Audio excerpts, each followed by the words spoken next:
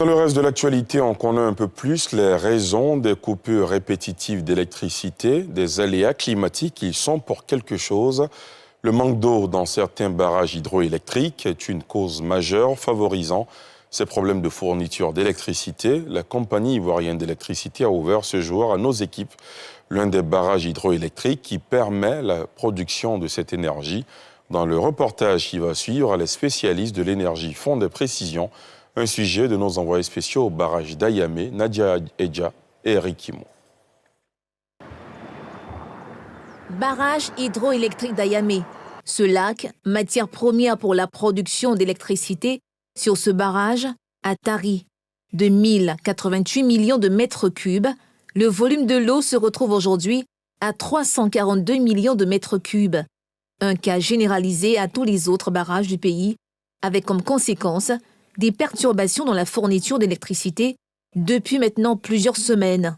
Aujourd'hui, on a un niveau qui est assez bas et qui ne nous permet pas de fonctionner. Vous allez voir d'ailleurs, aucune des machines ne marche.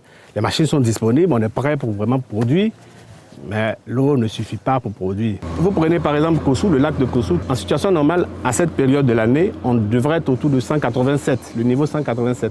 Mais aujourd'hui où je vous parle, on est à 181, quelque chose. Il y a 6 mètres en dessous aujourd'hui. Et pour comprendre l'impact de cet aléa climatique sur la production de l'électricité, nous nous rendons dans la zone de production de l'usine d'Ayamé, d'une capacité de 22 MW.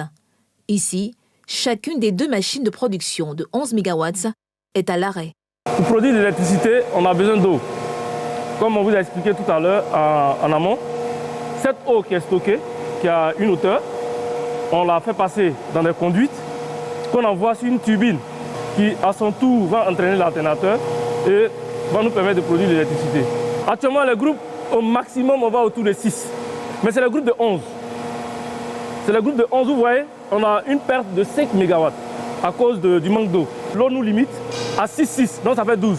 Face à cette situation, la compagnie d'électricité essaie tant bien que mal de satisfaire sa clientèle grâce à d'autres sources d'énergie et rassure.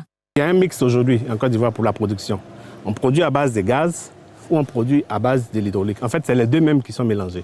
Le thermique, c'est à peu près 75%, l'hydraulique, c'est à peu près 25%. Toujours est-il que c'est complémentaire. Et en plus de ça, il y a des projets de développement au niveau du thermique. Grâce à ces explications, on l'aura compris, ce délestage, qui ne dit pas son nom, est fortement lié à la raréfaction de l'eau dans les barrages à cause de l'absence de pluie. La situation pourrait s'étendre jusqu'au mois de juillet, le temps de l'arrivée de la grande saison des pluies.